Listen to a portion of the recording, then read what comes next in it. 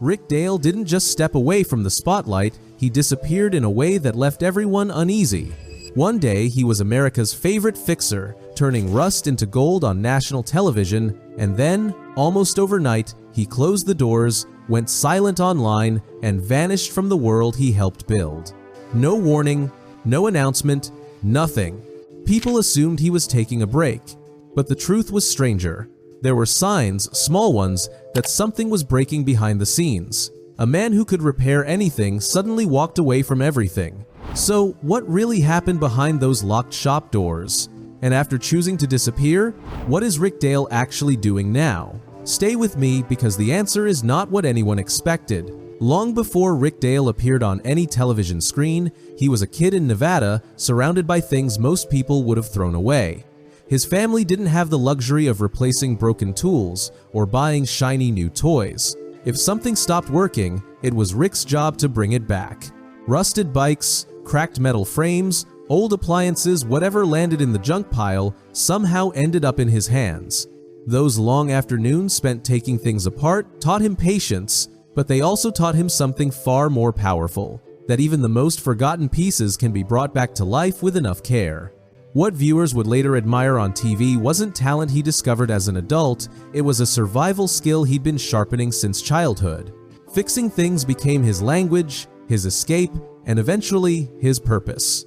While other kids outgrew their childhood interests, Rick grew deeper into his. He wasn't chasing perfection, he was chasing the thrill of proving that nothing was too far gone. Every restoration showed him who he was becoming, someone who refused to let anything, or anyone, stay broken. But that raises a question fans still wonder about today. How does a man who dedicated his entire life to saving what others gave up on suddenly decide to walk away from everything he built?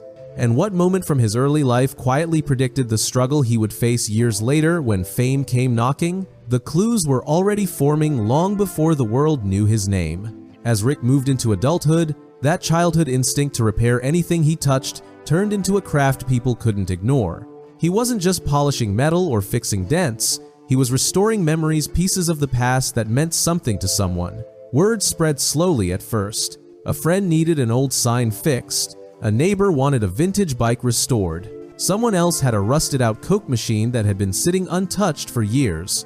Rick took them all on, not because they were profitable, but because each project felt like a puzzle only he knew how to solve. Over time, this steady trickle of work formed the blueprint for what would later become Rick's restorations. There were no investors, no business plans, no grand opening. Just Rick, a cramped workspace, and a reputation built one restored relic at a time. He cared about accuracy, authenticity, and details most people didn't even notice. And that obsession made him stand out long before television ever turned a camera in his direction. But the success didn't come without weight.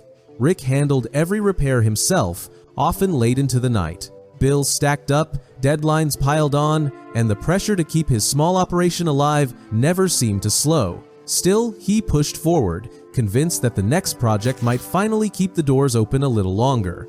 What he didn't realize was that his little workshop, this crowded corner of Las Vegas filled with broken machines and unfinished projects, was about to attract attention far bigger than he ever imagined.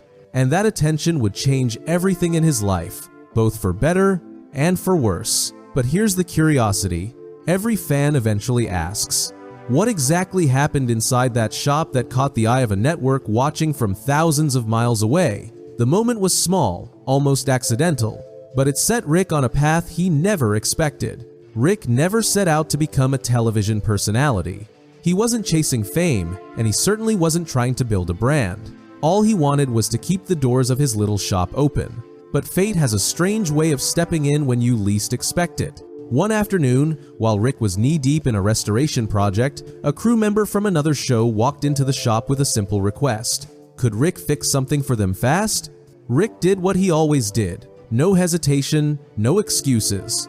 He took the job, restored it with the same precision he gave every piece, and handed it back looking like it had just rolled off a factory floor. He didn't think much of it. To him, it was just another day. But to the people watching behind the scenes, it was something more, a spark. Someone with skill, personality, and authenticity. Someone who could make restoration feel exciting, Soon, the producers of Pawn Stars came knocking. They wanted Rick on camera, showcasing the transformations that customers had quietly admired for years. At first, he wasn't comfortable with the idea of being filmed. He was a craftsman, not an actor, but when the first episode aired, viewers fell in love with him instantly. His passion, his honesty, his ability to revive the past, everything clicked. That single appearance turned into more calls, more features, and eventually, something Rick never imagined. An entire show built around his work.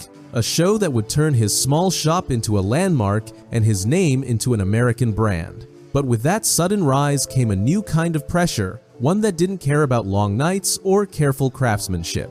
It demanded faster deadlines, bigger projects, and constant perfection. And while the world watched Rick thrive on screen, something entirely different was building behind the scenes. The real question is, when the cameras finally entered Rick's shop, what hidden costs came with them, one that no one noticed until it was too late? That's where his story takes a turn few people saw coming. The moment the cameras settled into Rick's shop, everything changed. What had once been a quiet workspace filled with a steady hum of tools suddenly became a stage where every move, every word, every mistake mattered. Rick wasn't just restoring antiques anymore, he was carrying the expectations of a national audience. Projects that used to take weeks had to be finished in days. Every restoration needed to be bigger, flashier, and more dramatic than the last. Crew members rushed to keep up, employees worked overtime, and Rick often found himself juggling the demands of filming with the realities of running a business. It was a constant race, and slowing down wasn't an option.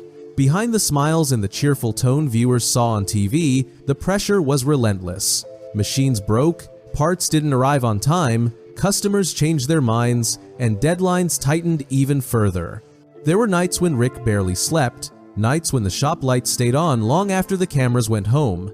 The world saw a confident craftsman, but inside, Rick was fighting a quiet battle to keep pace with a machine much bigger than he ever intended to join. The shop grew, the projects grew, the expectations grew, but Rick didn't. He was still the same man who loved taking his time with a restoration, who believed every piece deserved patience, who valued precision over spectacle.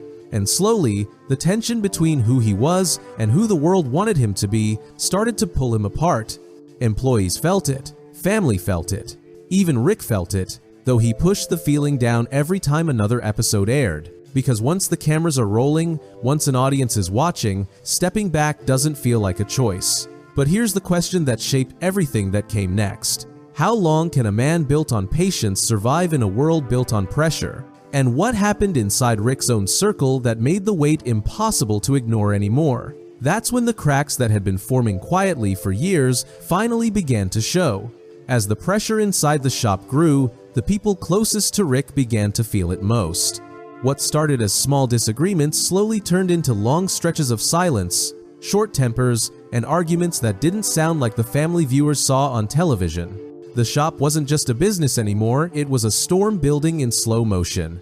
Rick wanted everything perfect. His brother Ron wanted more control. His son Tyler wanted freedom to run things his own way. And Kelly, the person who held everything together, watched the people she loved get pulled in different directions by a show that was supposed to make their lives better.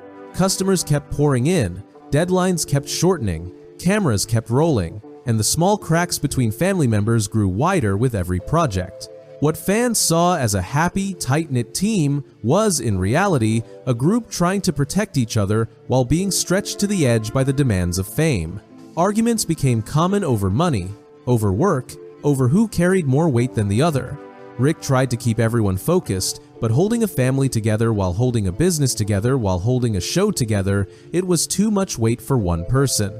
Still, Rick kept going. He had always believed he could fix anything. But this tension wasn't like an old jukebox or a rusted Coke machine. This wasn't something he could sand down or repaint. This time, what was breaking was happening on the inside. And then came the moment fans never saw, the moment when the pressure didn't just strain the family, it started pulling the entire shop apart from within. Which raises the real question. What happened next that pushed Rick to the point where even restoring the past couldn't save his future? The answer would change everything he worked for. Just when Rick thought he could hold everything together, his family, his crew, his growing business, something shifted in a way even he couldn't control. The shop, once a place filled with steady work and familiar routines, began drowning in demands that didn't match the reality behind the scenes. Bigger projects were promised, timelines got tighter, and every week seemed to bring a new challenge that pushed the team further past their limits.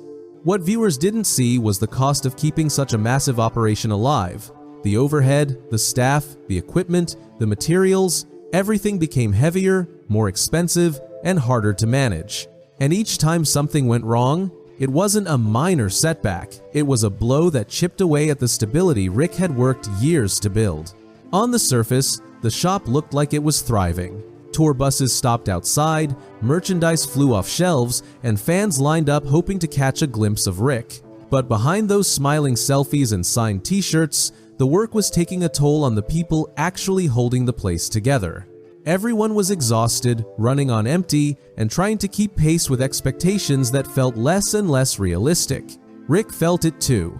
He was still the heart of every restoration, still the one customers trusted, still the one carrying the stress home at night. But as the pressure tightened, it began affecting more than just his work. His health shifted, his patience slipped, his energy drained in ways he couldn't ignore anymore. He wasn't just tired, he was burning out.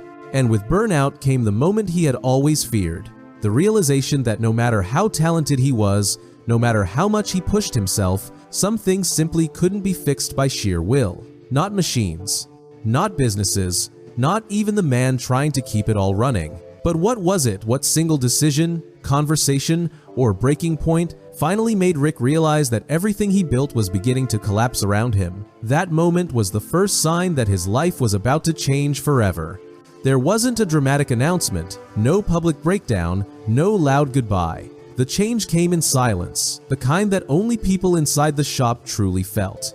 One morning, Rick walked into the building he had poured his entire life into and knew, without anyone saying a word, that something had shifted for good. The energy was different. The room felt heavier. Even the machines, once buzzing with life, sat still as if they knew what was coming. The workload had dried up just enough to be dangerous, but the expenses never slowed. The shop was too big, the staff too large, the pressure too constant. Every month became a choice: stretch a little thinner, take on more debt, or let something go. Rick had always been the kind of man who held on, the kind of man who pushed through every obstacle no matter how impossible it seemed. But this time, pushing wasn't saving anything. It was sinking him faster.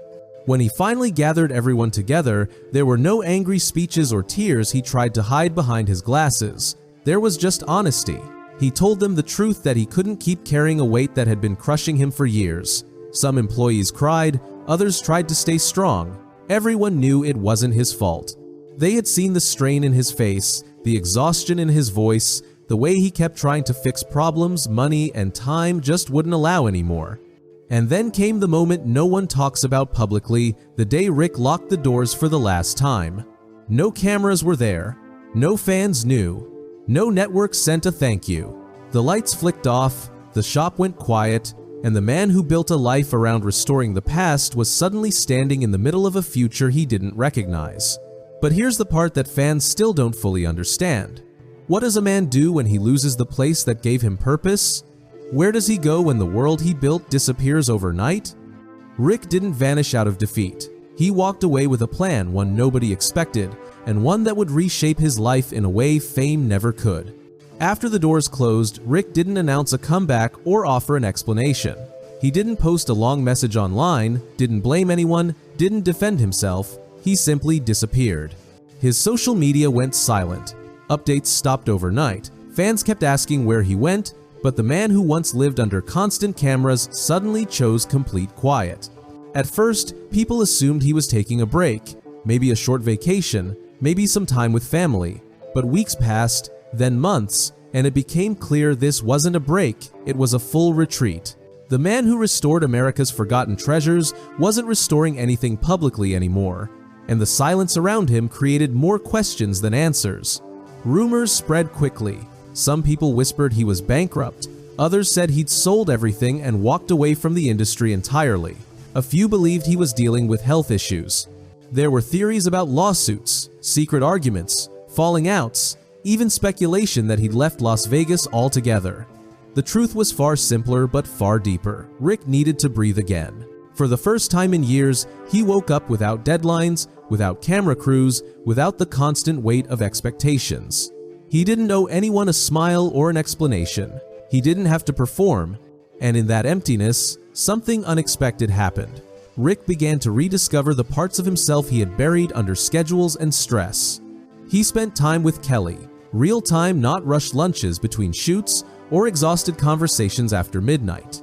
He reconnected with his son without the tension that work had created. He stepped away from the noise, the spotlight, the pressure, and allowed himself to simply be a person again instead of a brand. But the question still hovered in the minds of fans who watched him vanish. If Rick finally found peace in the quiet, what pulled him back into the world of restoration after leaving it so suddenly? Because whether people realized it or not, Rick wasn't done. He was rebuilding, just not in the way anyone expected. While the world believed Rick had walked away for good, something was slowly changing behind the scenes. The silence that once felt like an ending began to feel like space, room to think, to breathe, and eventually to rebuild. Rick never lost his love for restoration. He had only lost the environment that made him forget why he loved it in the first place. One day, with no cameras around and no deadlines hovering over him, he picked up a broken piece of metal, something simple, something small, and started working on it. Not for a customer, not for a show, not for anyone but himself. That moment sparked something he hadn't felt in years. For the first time in a long time, the act of restoring didn't feel like pressure. It felt like home. Word spread quietly. A former client reached out, then another. No big projects, no TV-level expectations, just passionate collectors who respected his craft. Rick didn't advertise. He didn't reopen a giant shop. He didn't hire a full staff again. Instead, he chose something far smaller and far more meaningful. A private, appointment-only workspace where he could control the pace, the people, and the projects. Working on his own terms changed everything. He could take the time he needed. He could say no without guilt.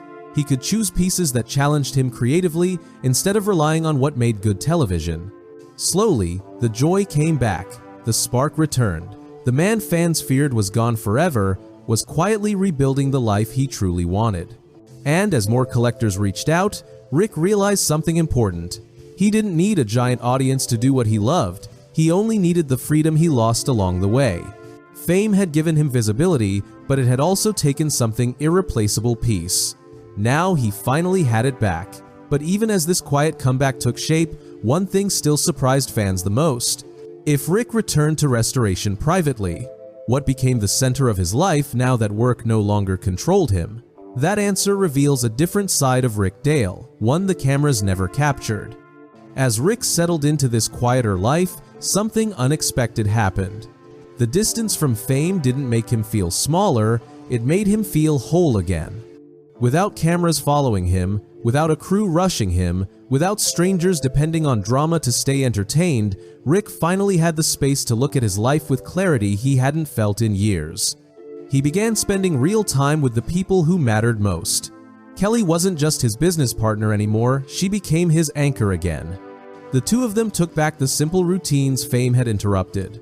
Morning coffee without stress, quiet dinners without deadlines, and conversations that weren't about scheduling or production notes. Their home stopped feeling like a hotel room between workdays and started feeling like a home again. Rick also reconnected with his son, this time without the tension and expectations that came from working side by side under constant pressure. Conversations grew easier. The frustration that once came from trying to balance fatherhood with television slowly faded away. Rick wasn't managing a crew or running a show, he was being a dad again. And in the middle of this new calm, Rick started rediscovering the parts of himself that he had forgotten he'd lost. He spent more time outdoors. He worked on personal projects he never had the energy to touch before. He made things simply because he wanted to, not because someone needed a camera-ready transformation. The noise of fame faded, and what remained was a man who finally understood how much he had been carrying. But this new version of Rick didn't just find peace, he found purpose in a different way. He began thinking less about what he could build for the world and more about what he could build for the people closest to him. Fame had once defined him. Now it barely mattered. What fans really want to know, though, is this. In this calmer, quieter life, where restoration is no longer the priority, what exactly is Rick Dale doing today, and how different is his world from the one he left behind? That's where his story turns in a direction no one expected. Today, Rick Dale lives a life completely different from the one viewers knew on television. He didn't move away, he didn't abandon his craft, and he didn't disappear out of bitterness. Instead, he rebuilt his world around peace, privacy, and purpose, 3 things he never truly had during the height of his fame. He now works from a much smaller, private workshop tucked away from the noise of Las Vegas. No crowds, no production deadlines, no pressure to turn every project into entertainment. Only collectors, museum curators, and longtime clients know how to reach him, and they come to him with trust, not cameras. Rick chooses his projects carefully, taking only the pieces that inspire him, the ones that remind him why he fell in love with restoration in the first place.